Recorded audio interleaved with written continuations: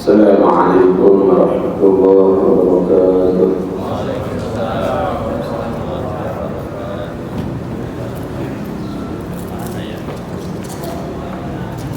الحمد لله حمدا يعدل وحمد الملائكة المقربين وحمدا يعدل حمد الأنبياء والمرسلين وحمدا يعدل حمد الأولياء والصديقين والشهداء والصالحين. الصلاة والسلام على أشرف الأنبياء والمرسلين سيدنا وحبيبنا وقرة أعيننا محمد وعلى آله وصحبه ومن تبعهم بإحسان إلى يوم الدين. Hadirin hadirat Bapak sekalian rahimakumullah, alhamdulillah, puji syukur senantiasa terpanjatkan kepada Allah SWT karena Allah masih berkenan untuk memberikan kita nikmat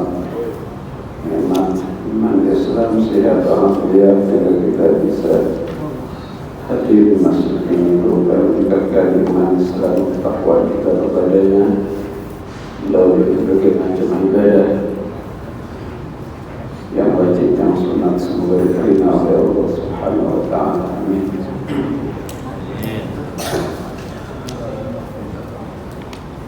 Sampai pada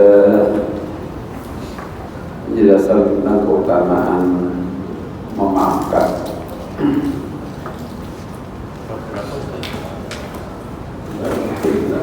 Kita berbeda.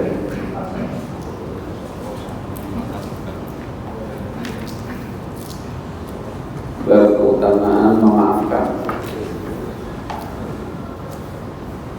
Semua. Ada pesannya. Memaafkan. Semua.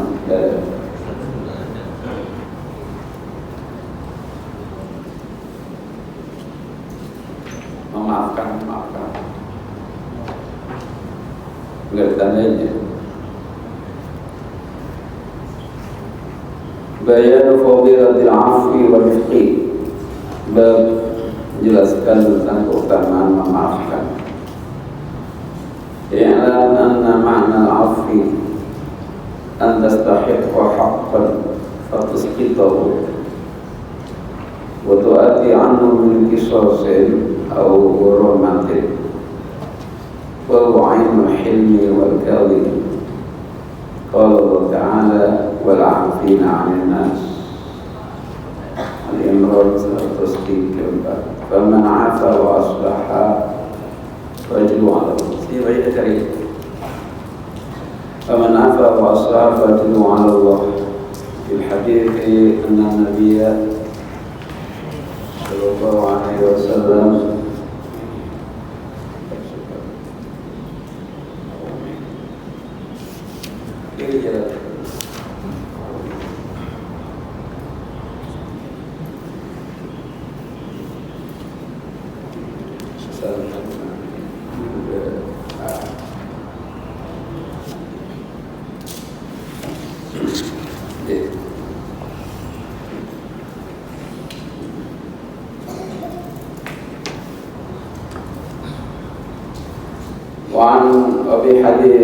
وفي الحديث أن النبي صلى الله عليه وسلم قال ما نقصت صدقة من مال وما زاد الله عبدا بعفو إلا عزا وما تواضع أحد إلا رفعه الله.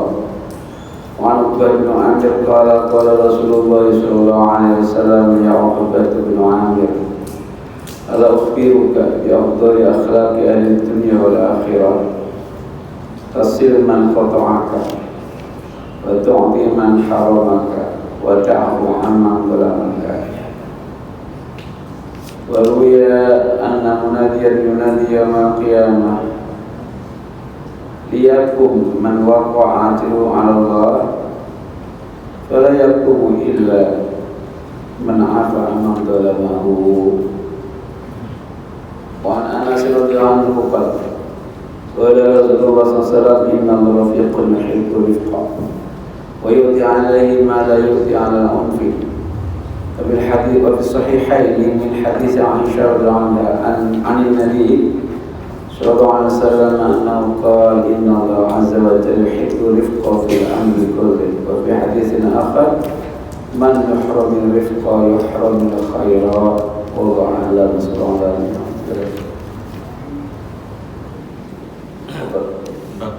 Pasal memaafkan dan bersikap.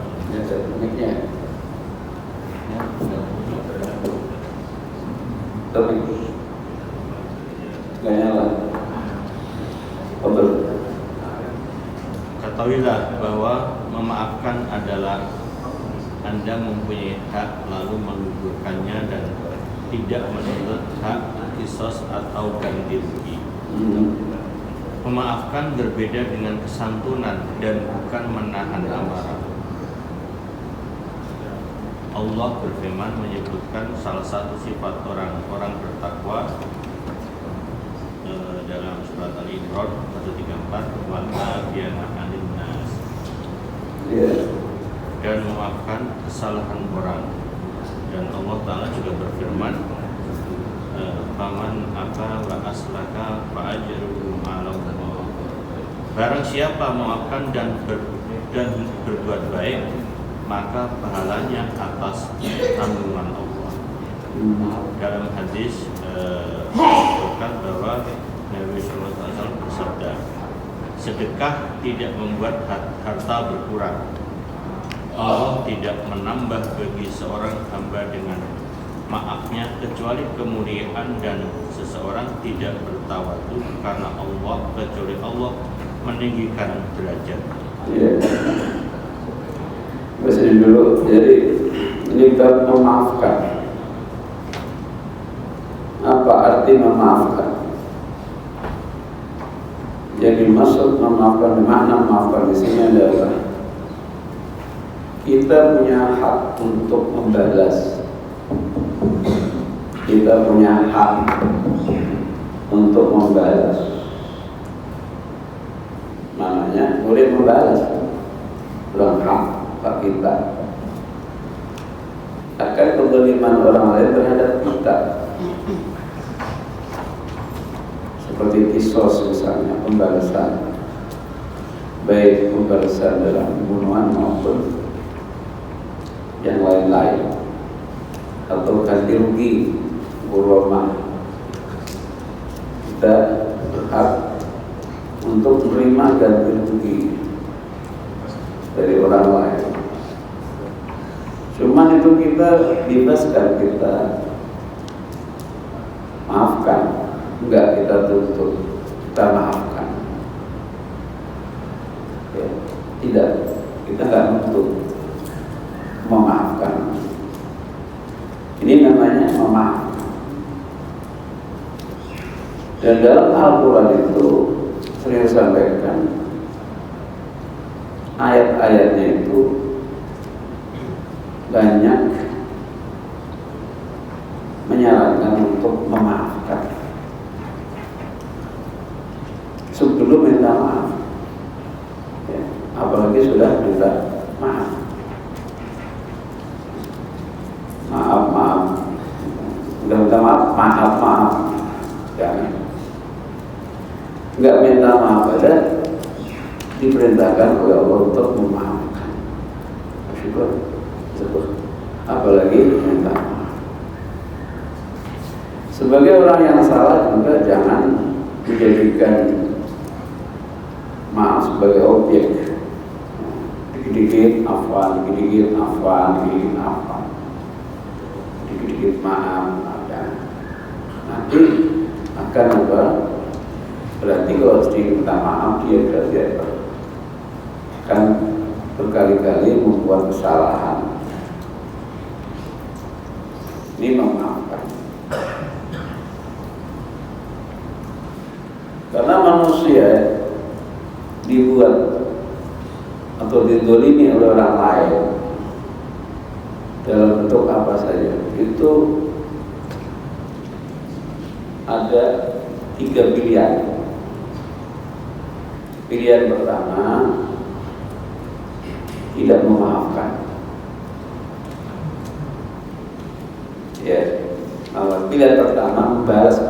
Pilihan pertama membalas sesuai dengan apa yang dilakukan oleh orang lain. Membalas. Kalau sudah dibalas di dunia, dia balas di dunia, di akhirat sudah selesai. Ya, membalas pas, jangan lebih. Ya. Kalau ada kurangnya, pembalasannya masih ada sisa tuntutan ya. Pas itu susah. Yang kedua adalah ya, tidak membalas, tapi tidak memaafkan. Nanti dia tuntut di akhirat saja. Di akhirat saja, itu hitungannya di akhirat. Nggak mau balas ke dunia, takut nanti nggak ada kebaikan dari orang yang berlebih tadi. Jadi tidak memaafkan, tidak membalas. Dia pengen hitung-hitungan di akhirat. Hitung-hitungan. Dan kalau hitung-hitungan Allah juga nggak mau tahu ya, sesuai dengan artinya pahala orang yang mendolimi diambil oleh orang yang didolimi, yang punya hak tadi, sesuai dengan apa hitung-hitungannya. Nah yang ketiga ini ayat ini, memaafkan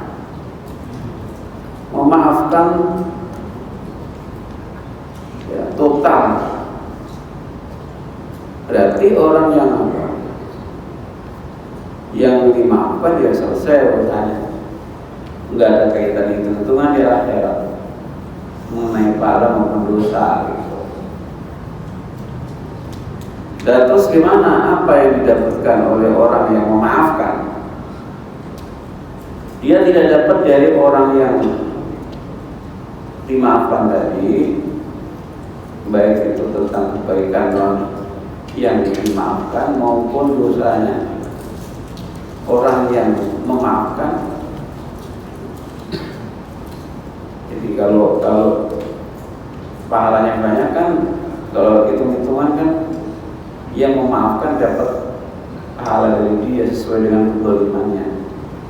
Kalau nggak punya pahala kan, dosa orang yang memaafkan sebagiannya diberikan kepada orang yang dimaafkan. Nah ini enggak, karena udah memaafkan, nggak ada hitung-hitungan dengan, udah nggak ada kaitan. Fa'ajru 'ala Allah dalam surah Syura ayat 44. Fa'ajru 'ala Allah, langsung balasan memaafkan tadi Allah Subhanahu wa ta'ala. Ini kira-kira ini untung mana? Untung hitung-hitungan dengan orang yang mendolimi kita, yang enggak kita maafkan, atau kita maafkan tapi kita dapat pahala gantinya dari Allah SWT. Kira-kira untuk mana kira-kira? Memaafkan itu kalau ngasih ya lebih otomatis. Dia ngasih bos, urusan bos udah urusan gua. Berarti apa? Kalau urusan gua itu udah pokoknya udah pol-polan luar biasa. Okay. Inilah memaafkan. Dalam hadis Nabi, mana qasad shadaqatun min mal, tidak akan pernah kurang harta yang disedekahi, tidak akan kurang nilai judul. Yang belum memberikan wakaf, pekan ini masih kurang ya, masih ada yang sisa belum? Enggak. Wakaf ini loh, tanah. Insyaallah. Yang belum, pekan nggak harus kupon, transfer langsung nggak apa-apa. Ada banyak. Satu orang 100 juta selesai. Transfer langsung ke orangnya. Ya, mana qasad shadaqatun min mal. Kupon 50.000 satu kepok habis 5 juta. Yang 250 aja, 2500 ya. 25.000 ini belum selesai sih. Masuk jamaah muhajirin kupon harga per lembar 25.000 nggak selesai. Ya, halo, antum mau tidur ini? Yang belum tolong bantu ya, kerjaan berat. Kembali, jadi mana qasad sadaqatul mal, tidak pernah akan kurang harta yang sedekah. Wa ma zadallahu 'abdan bi'afwin, dan Allah tidak menambahkan kepada hamba asbab memaafkan kecuali akan diberi suatu kemuliaan. Dan tidak tawadhu seseorang kecuali Allah akan angkat derajatnya. Air itu mencarinya yang rendah-rendah. Ya. Kalau api ke atas, kalau air ke bawah.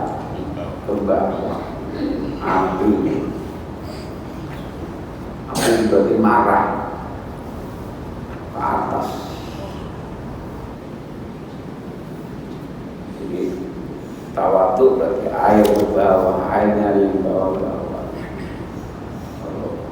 Tawadhu salah satu sifat tawadhu adalah sifat pemaaf. Dari Uqbah bin Amir, Nabi bersabda kepada Uqbah bin Amir, wahai Uqbah bin Amir,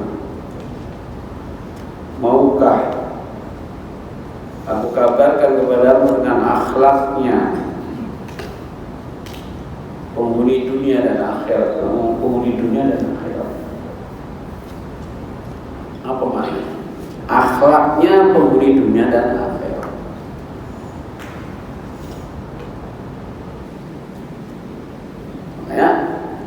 Maknanya akhlaknya orang-orang yang baik di dunia dan orang-orang yang termasuk penghuni surga. Maknanya ahli surga.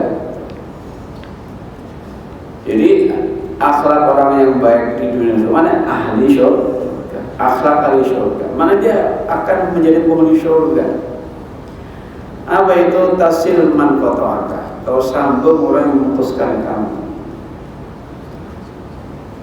Orang yang memutuskan kita disuruh nyambung, suruh deketi. Wa tu'ti man haramaka, dan kau memberikan kepada orang yang tidak pernah memberi kepada.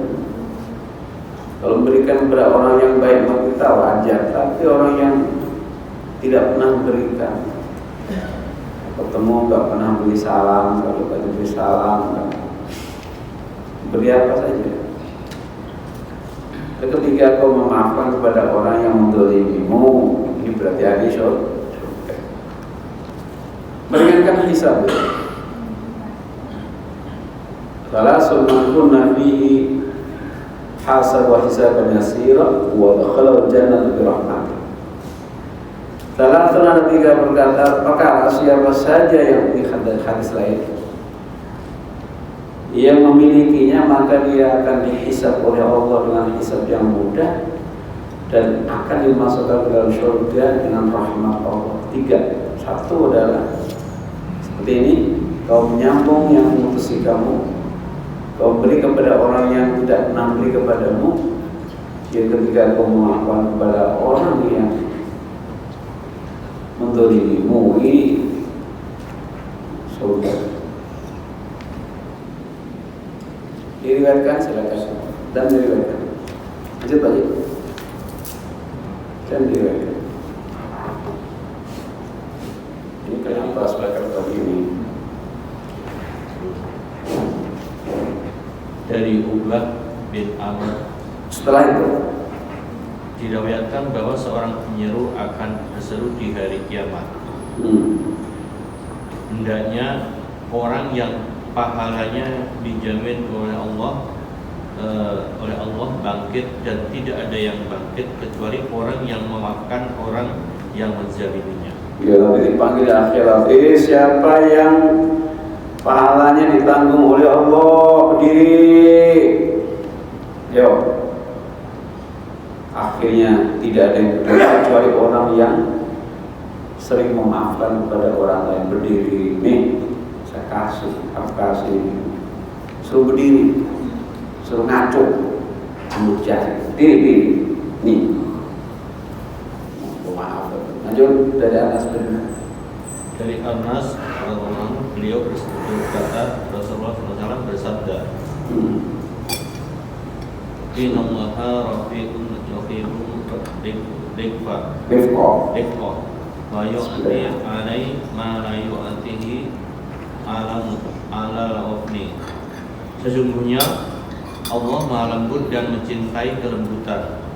Dia memberi karenanya apa yang tidak Dia berikan karena sikap kasar. Jadi lanjut dari kita sahih Dalam Sahihain Bukhari Muslim, dalam hadis Bukhari Muslim. Dalam hadis Nabi Allah beliau bersabda, ya. Sesungguhnya Allah menyintai kelembutan dalam segala urusan. Dalam hadis lain, barang siapa tidak diberi sifat kelembutan, maka dia dihalangi mendapatkan kebaikan. Iya, karena kebaikan itu bersumber dari kelembutan. Kekasaran, ganas itu sumber malapetaka, sehingga itulah sebabnya dengan rifq, lembut santun, maka akan menimbulkan berbagai macam kebaikan. Babun fil hasadi wal syakti. Ini bab baru, bab tentang apa? Hasad. Hasad itu dengki. Hikd itu apa? Jengkel. Jadi ini bagian dari penyakit hati. Bagian dari penyakit hati. Di antaranya hasad, dengki. Dengki dan jengkel. Sama. Sebab manusia ini sifat al-madmumah, sifat-sifat yang buruk dalam hati seseorang itu banyak sekali. Ya, banyak sekali. Karena manusia itu ya, secara global terhimpun 3 sifat. Di manusia itu ada 3 sifat. Ya, 4 sifat. Ada arba'atu sifat, 4 sifat. 1 sabi'iyah, yaitu manusia berhati serigala. Berarti serigala. Hati seseorang. Jadi hati seseorang itu secara global punya sifat 4. 1 sabi'iyah, yaitu sifat serigala. Serigala itu bangsanya apa? Macan, harimau, dan kelompok-kelompok ya. Jadi serigala itu sifatnya apa dia? Ganas, pengen menguasai apa? Menguasai lahan, menguasai areal apa saja. Pokoknya ya, kawasan dia semua yang menguasai, juga merekam. Dia tidak segan-segan untuk memangsa orang yang berani untuk apa? Untuk melawannya itu. Bisa bahaya. Pokoknya siapa yang berani melawan akan dihajar, perlu mati. Nah, ini sifat sabahnya, sifat serigala. Yang kedua adalah baimiyah. Hati seorang punya sifat kebinatangan. Hewan itu maunya apa? Hewan maunya apa? Hewan maunya makan sebanyak-banyaknya. Punya orang gak mikir, yang penting kan kenyang. Pokoknya ya, selalu mengikuti syahwat. selalu ikutin syahwat. Syahwat itu apa?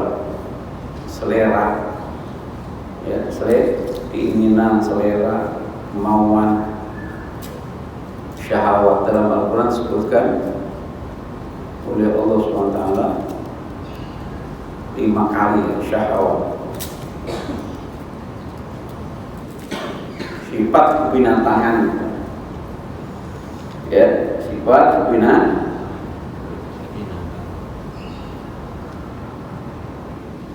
Sifat orang-orang kafir, ya, kuluna kama ta'kul an'am. Mereka makan, kalau makan seperti hewan.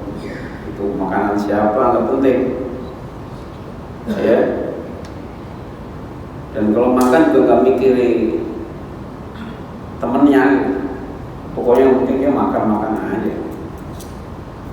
Temennya nggak dipikirin mau dapat apa enggak. Lagi makan antri, dan prasmanan paling depan ngambil lauk sebanyak-banyaknya, nggak mikirin yang awal. Di belakang, kehabisan di belakang. Pernah nggak yang di belakang kehabisan lauk itu? Hah? Pernah? Gue itu sifat apa? Sifat hewan itu. Memikirin apa? Penting makan aja. Untuk bagian mau enggak mikir. Ada sifat syaitan. Syaitan ini sifat syaitan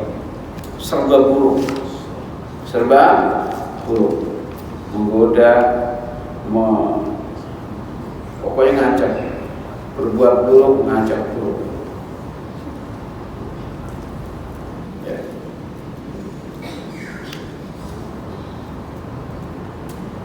Syaitan itu sebenarnya setan licin lah ya. Setan itu sebenarnya dia itu ngajak maksiat atau dia maksiat sih? Kerjaannya gitu. Ngajak. Setan itu kerjaannya maksiat atau di samping ngajak juga maksiat juga setan itu. Setan. Dasar setan. Pikir itu ya, setan itu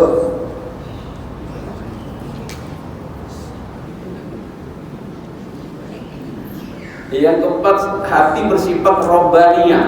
Hati seorang bersifat robbaniyah, sifat yang selalu apa yang dilakukan sesuai dengan keinginan atau selera Allah Subhanahu wa taala. Ini robbaniyah. Jadi ada 4 binatang, ke serigala, sifat serigala, sifat hewan, sifat syaitan, sifat Allah Subhanahu wa taala.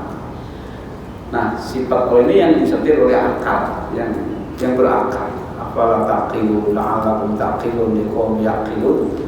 Itu sebutkan Allah 49 kali. Makanya yang menjadi tarik ulur perang antara akal dan syahwat ini. Kalau syahwat kan disebutkan Allah cuma 5 kali, tapi kalau akal oleh Allah sebutkan 49 kali. Nah, kira-kira menang mana 5 sama 49? Ajakan nafsu yang buruk dengan pengendalian akal, kira-kira menang mana? Akal sebetulnya 49, sementara apa? Syahwat cuma 5 kali. Kira-kira menang mana? Kalau menang akal berarti manusia selalu baik. Kalau menang syahwat, manusia berarti akalnya kalah dengan syahwat, berarti buruk perbuatannya. Nah, kira-kira menang mana? Manusia itu. Perang melawan antara nafsu dengan akal ini menang mana kira-kira? 5 musuh 49. Menang mana? Kalau menang akal juga banyak orang yang ikuti nafsu. Kata menang nafsu juga ada orang ibadah juga. Mestinya menang akal mestinya, karena 49 musuh apa? 5. Tapi oleh Imam Ghazali katakan bahwa tawakka nafsaka wala ta'man huwa ilaha Wal nafsu akhbathu min sab'ina syaitan. Saya sampaikan, hati-hatilah, waspadalah terhadap nafsu, ya. Jangan merasa aman, sebab satu ajakan nafsu ini adalah godaan satu nafsu adalah lebih jahat daripada 70 syaitan dari jin. Jadi satu syahwat ini godaannya lipat gandanya 70 dibanding ajakan setan dari jin. Jadi godaan setan itu 70 setan masih kalah dengan satu nafsu itu. Sebab kalau nafsu udah mengajak, masya Allah, itu kiamat bisa jadi. Contohnya nafsu manusia pengen kawin dengan satu jenis misalnya, dan itu turutin. Andai kata undang-undang disahkan oleh pemerintah misalnya,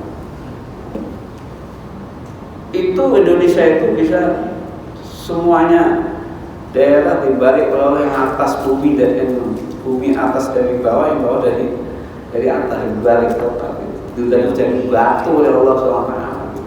Ini andaikan satu nafsu tuh ya, ini bahaya luar biasa. Makanya kalau digoda 70 setan masih kalah dengan satu nafsu godaan. Makanya sebab apa berantakannya negara ini juga karena nafsu. Duit negara habis juga karena apa? Karena apa? Nafsu. Rumah tangga berantakan karena nafsu. Negara morat-marit karena nafsu satu orang. Maka gak boleh pimpinan pilih yang apa? Jangan orang yang selalu ikuti nafsunya, pengen jadi, tapi apa? Akalnya tidak main. Akalnya tidak main. Ya. Jadi babul hasud termasuk bagian daripada sifat hati seseorang. I'lam anna al-ghayda idza kadhuma li'ajzin an at-tashaffi fil hal raja'a ila al-batil fahtaqana fihi fasara hiddan wa 'alaman dawabu bughdi syakhsi wa istiqalatu wal nufur minhu wal hibtu thamratul ghadab wal hasadu min nata'ijil hifki wa 'an az-Zubair ibn 'Awam anhu qala qala Rasulullah SAW dabba ilaikum da'ul umamu qablakum al-hasad wal baghdha. Silakan. Tahu ya? Hasad dan dengki. Ya. Hasad dan dengki. Ketahuilah bahwa amarah yang dipendam karena tidak mampu melampiaskan saat itu juga ia akan kembali ke dalam hati, tertahan di sana dan muncul menjadi dengki. Tandanya adalah kebencian terhadap seseorang, merasakannya sebagai beban dan berusaha menjauh darinya. Dengki adalah buah marah dan hasad termasuk buah dengki. Dari Az-Zubair bin Al-Afan dari Az-Zubair bin Al-Awam radhiyallahu, beliau berkata, Rasulullah SAW bersabda, dabba ilaikum da'ul umam qablakum al-hasadu wal baghdha. Penyakit umat-umat sebelum kalian telah menyusup kepada kalian, hasad dan kebencian. Dalam as-sahihain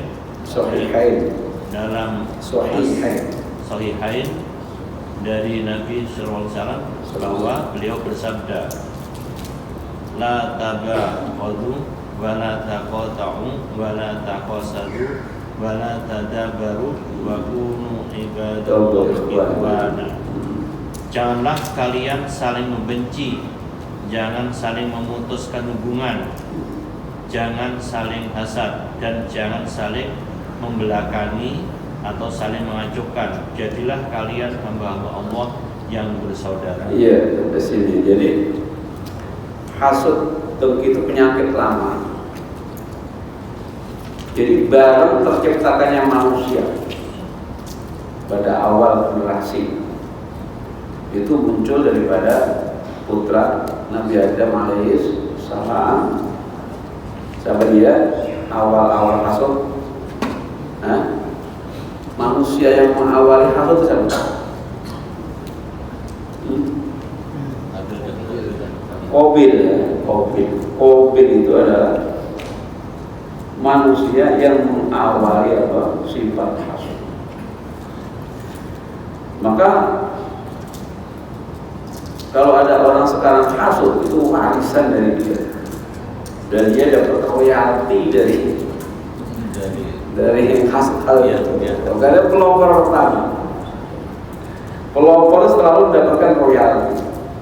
Multi level, ada multi level kebaikan, ada multi level keburukan. Mansan nasunatan sayyi'atan falahu mansan nasunatan hasanatan falahu ajruha wa ajru man 'amila biha min bayan usulun itu syai'un. Orang yang melopori kebaikan akan mendapatkan kebaikan dari yang mengamalkan berikutnya. Dan amal yang diberikan kepada orang yang mendapatkan royalti tidak mengurangi amalnya orang yang beramal berikutnya. Begitu juga dosanya. Makanya pelopor baik itu, pelopor kebaikan itu akan mendapatkan kebaikan.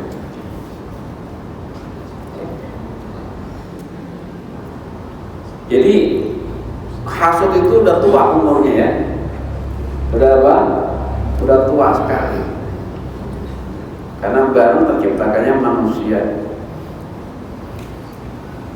Pertama, awal-awal itu Qabil. Dan ini penyakit lama menjalar atau merayap sampai sekarang. Makanya kata Nabi, da'ul umam qablakum, penyakit umat dahulu itu apa? Nggak ada habis-habisnya sampai sekarang ini masih berjalan dan masih terus. Ini yaitu al-hasad wal baghdha, itu hasad dan kebencian. Benci. Kalau benci sama orang jangan amat-amat benci ya. Nabi bersabda, la tabaghadu, jangan saling membenci. Wala taqattu, jangan saling memutuskan. Kalau yang satu memutuskan, yang satu nyambung. Jangan yang satu putusin, akhirnya apa? Malah nggak mendekati, malah putus sudah. Bukan satu putus, satu nyambung gitu biar tidak putus.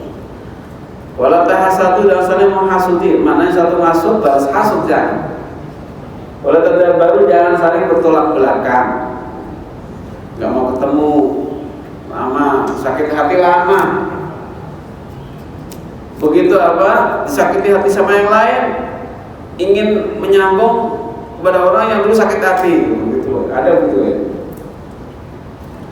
Saya ada orang pernah disakiti hatinya sama orang lain, bergabung sama orang lain, dia merasa tersakiti juga. Akhirnya apa? Mau menyambung yang nyakitin dulu, seorang kemarin. Ada nggak begitu?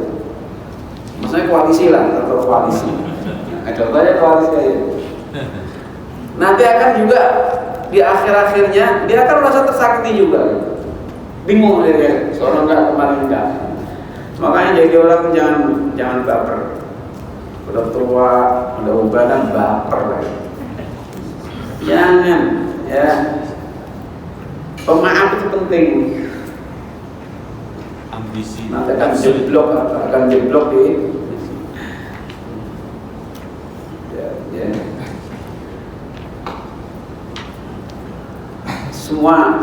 Semuanya ada waktunya. Wayai, wis wayai. Belum wayai orang. Nah belum wayai, belum wayai pasti belum sampai. Nanti ada masanya. Sabar. Jangan sono kemari. Opo. Mikirin pribadi, berarti kalau dia jadi pejabat gak akan mikirin rakyat pasti. Kok sono-sono, wa fi hadisin akhar. Radhiyallahu anhu qala innal hasada yaqulu hasanat kama takuna al-hatab. Silakan. Dalam hadis lain dari Nabi SAW bahwa beliau bersabda, sesungguhnya hasad itu memakan kebaikan-kebaikan sebagaimana api memakan kayu bakar. Ya, jadi sebenarnya bukan hasad itu, akibat hasad. Orang kalau hasad itu sendiri tidak bisa memakan kebaikan, tapi akibat hasad itulah sehingga berbuat kebanyakan salah sehingga memakan banyak kebaikan. Ya, maka jangan hasad. Ya, ini hadis penting berikutnya, wa hadis akhar dan hadis yang lain. Akan muncul dari lorong ini seorang laki-laki penduduk surga. Lalu seorang laki-laki muncul. Dia ditanya tentang amalnya. Dia menjawab, sesungguhnya saya tidak menyimpan dalam diriku kecurangan dan hasad terhadap seorang pun dari kaum muslimin atas kelebihan kebaikan yang Allah berikan kepadanya. Iya, ini kan jadi suatu saat Nabi itu duduk sahabat di Mesir. Tiba-tiba Nabi mengatakan, ya, ini penafsiran surah Al-Quran, surah Al-Hasyr ayat 10 ya. Walladzina ja'u min ba'dihim yaquluna rabbana ighfir lana wa li ikhwanina sabaquna bil iman wa la taj'al fi qulubina ghillan lil ladzina amanu rabbana innaka. Ini tafsirannya. Jadi suatu saat Nabi duduk di masjid bersama sahabat lain. Nabi bicara, Nabi ngomong, ya ta'iru alaikum rajulun min ahli jannah min hadzal fajr.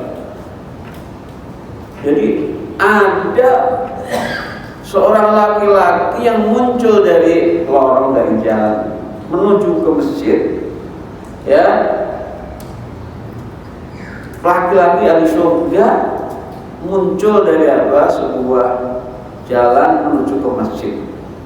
Enggak lama kemudian ada salah satu sahabat Ansor nenteng sendal dengan tangan kiri, jenggotnya basah karena bekas air wudu. Datang masuk masjid. Nabi ngomong akan datang seorang laki-laki ahli surga dari lorong itu. Dan ada orang datang. Sahabat, mana sih orangnya begitu? Ada orang itu nenteng sendal masuk masjid. Nah, besoknya lagi Nabi juga ngomong lagi, datang itu lagi orang lagi. Ketiganya begitu juga dia ahli surga. Ada ini sahabat Anas diriwayatkan. Nah, kemudian Abdullah bin Amr bin As penasaran apa sih amalnya kok Nabi mengatakan ya ahli surga orang ini.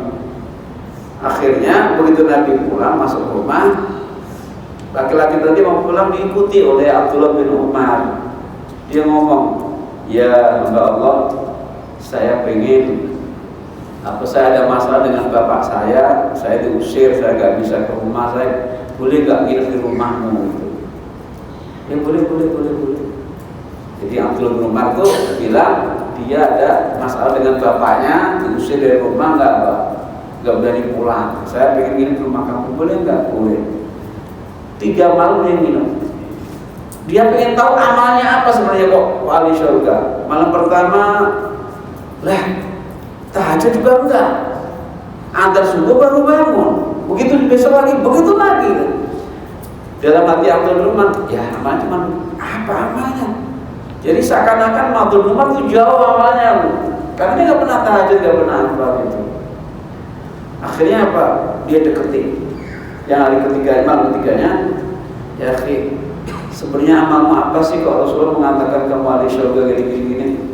Kata dia, saya tidak punya banyak amal sebagaimana yang kamu lakukan, mereka lakukan, para sahabat lakukan, nggak pernah.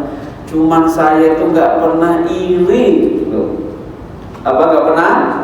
Di hati saya nggak ada iri sama sekali terhadap kenikmatan yang Allah berikan kepada salah seorang kaum muslimin. Kaum muslimin siapapun yang diberikan oleh Allah rezeki yang banyak, saya nggak pernah iri. Saya terima apa adanya yang Allah berikan. Hanya itu. Allah, Nabi katakan dia ahli surga. Makanya gini. Jadi manusia itu generasi demi generasi itu sebenarnya hanya terbagi menjadi 3. Ya. Yang pertama seorang muhajirun, yaitu para sahabat muhajir, yang imannya shadiqun fi iman, yang imannya benar-benar menyerap luar dalam, benar-benar beriman. Ya. Yang kedua adalah orang yang menerima kaum muhajirin di dalam surah Hasyr. Ya, pertama ayat 8, ayat 9, 10. Kalau 8-nya surah Hasyr itu menerangkan tentang muhajirin. Ya, kemudian yang ketiga penolong muhajirin sebagai penolong. Sekarang saya tanya, ya, kita termasuk generasi muhajirin enggak? Enggak kan? Enggak. Termasuk yang membela, yang menolong, yang memfasilitasi muhajirin enggak? Yaitu Ansor. Juga bukan. Jadi yang pertama shadiqun, imannya shadiqun, pasti ada surga. Yang kedua muflihun, pasti beruntung bisa menolong muhajir, beruntung sekali. Ya. Kemudian yang ketiga ada walladzina ja'u min ba'dihim, itu kaum tabi'in. Ya, kaum tabi'in. Kita bukan tabi'in. Kita muhajirin bukan. Ya. Kemudian apa? Ansor juga bukan. Kemudian kita juga apa? Tabi'in juga bukan. Kita jangan sampai tidak termasuk salah satu di antara 3. Bagaimana caranya? Kita beramal sebagai amal sahabat juga nggak bisa. Beramal sebagaimana amal apa namanya? Maksudnya muhajirin. Kita beramal sebagai amal muhajirin nggak bisa. Beramal sebagaimana amal Ansor juga nggak bisa. Paling bisa kita ini beramal dengan amalnya tabi'in, yaitu generasi ketiga. Walladzina ja'u ini apa? Tabi'in yang mendoakan muhajirin dan mendoakan Ansor. Paling kita bisa melakukan, jangan sampai tidak sama sekali apa yang dilakukan oleh tabi'in, yaitu tugasnya mendoakan generasi-generasi pejuang awal. Makanya kita kaum yang belakangan ini datang baru-baru datang sok-sokan, ya kan, mencela, mencaci orang-orang dulu, pejuang dulu. Kita yang mana kita ini? Kita punya tugas, ya. Apa tugas kita? Walladzina yaquluna Rabbana ighfir. Jadi kalau kita Rabbana ighfir lana enggak termasuk warisan, Masya Allah. Paham misalnya Pak? Kita paling tidak punya tugas yaquluna Rabbana ighfir lana wa li ikhwan minal ladzina sabaquna bil iman wa la taj'al fi qulubina ghillal ladzina amanu rabbana innaka ghafurur. Artinya kalau kita orang yang datang paling buncit, paling belakangan, ya, doain orang-orang dahulu yang sudah berjuang mati-matian, ya, doain aja enggak, terus kita mau jadi yang keberapa? Berarti kan keempat berarti bahkan celaka berarti kan. Maka mesti paling tidak kita apa? Rabbana ighfir lana wa li ikhwanina alladzina sabaquna bil. Orang-orang terlebih dahulu imannya, orang-orang ulama dulu kita doain, siapapun ulamanya. Jangan sampai menanamkan kebencian kepada orang yang datang duluan. ya, yang apa berjuang duluan merasa kita benar, ini berarti kita apa? Tidak termasuk. Nah, di sini kita tidak termasuk ahli surga atau begitu. Maka kalau kita ingin ahli surga, kita menjadi pengikut golongan yang ketiga, yaitu selalu mendoakan kepada orang-orang dahulu, baik muhajirin maupun ansar maupun orang-orang yang sudah beriman terlebih dahulu. Bapak, insya Allah jangan menanamkan kebencian, ya, merasa diri kita benar, paling benar dan sebagainya. Ya, lanjut, ditutup dengan pembacaan yang terakhir ini dan kami riwayatkan. Silakan, dikit lagi. Orang yang hasad Dan kami riwayatkan pembacaan Allah. Lanjutannya tadi. Kami meriwayatkan bahwa Allah berfirman, Al-hasidu adu nikmati. Al-hasidu adu nikmati. Mutasakhitun bil qada. Wa yuradi bikismati baina ibadi. Orang yang hasad adalah musuh nikmatku, maka terhadap keputusanku, dan kami rela terhadap pembagianku di antara hamba-hambaku. Ibnu Sirin berkata, saya tidak hasad kepada seorang pun dalam urusan dunia, karena bila dia termasuk penduduk surga, maka bagaimana aku hasad terhadapnya dan urusan dunia sementara dia masuk surga. Bila dia termasuk penghuni neraka, maka bagaimana aku hasad kepadanya dalam urusan dunia sementara dia masuk neraka. Iblis berkata kepada Nabi Nuh alaihissalam, jauhilah sikap hasad, karena yang membuatku seperti ini adalah hasad. Dan ketahuilah bahwa bila Allah melimpahkan sebuah nikmat kepada saudaraku, maka sikapmu terhadapnya ada dua kemungkinan. Pertama, kamu membenci nikmat tersebut dan berharap dia lenyap. Ini adalah hasad. Kedua, kamu tidak berharap dia lenyap dan tidak membenci keberadaannya, namun kamu berharap sepertinya. Inilah hibah iri yang terpuji. Ya, mas ini. Jadi Iblis pernah berkata kepada Nabi Nuh, ternyata Iblis itu pinter nggak? Pinter. Pinter. Ahli ibadah nggak dulunya? Ahli ibadah sebelum kita ahli ibadah. Makanya orang nggak cukup pinter, mesti punya akhlak, ya, akhlak di atas ilmu. Jadi, kamu hati-hati ya, jangan hasad. Iblis kok kadang-kadang benar juga ya. Kamu jangan hasad, hati-hati jangan hasad. Jadi begini gara-gara apa? Hasad kata Iblis. Gara-gara apa? Jatuh, ya kan? Jatuh. Makanya masuk kita dinasihati sama Iblis, ya kan? Nah, ini jadi apa? Dia Nabi Nuh, hati-hati kamu jangan hasad saya seperti ini, karena hasad dulunya pinter, kedua dia orang pinter, ahli ibadah dulunya, ya, akhirnya menjadi jatuh gara-gara hasad. Padahal pinter, ya, orang pinter hasad jadi jatuh. Lalu orang goblok hasad gimana? Orang pinter hasad jatuh. Nah, orang goblok hasad nyungsep kan? Makanya udah bodoh hasad lagi. Ya mohon maaf aja. Udah bodoh nggak punya hasad kan juga. Jadi hasad itu apa? Kalau misalnya hasad kepada orang ahli surga, orang di ahli surga itu dia hasadin. Ya. Lah kalau orang di ahli neraka, apa ini ahli neraka? Nah, makanya jangan hasad. Ya, semoga ini penyakit hati hasad ini hilang ya, hilangkan oleh Allah SWT. Mudah-mudahan kajian kita hari ini ada manfaatnya, barokahnya bagi kita semuanya. Semoga semuanya panjang umur, sehat walafiat, dimudahkan, dilancarkan, dibukakan pintu-pintu rezeki yang halal, yang barokah. Mudah tetap iman Islam husnul khatimah. Ya rabbal alamin. Makasih, mohon maaf. Subhanakallahumma wa bihamdika asyhadu an la ilaha illa anta astaghfiruka wa atubu ilaik. Assalamualaikum warahmatullahi wabarakatuh.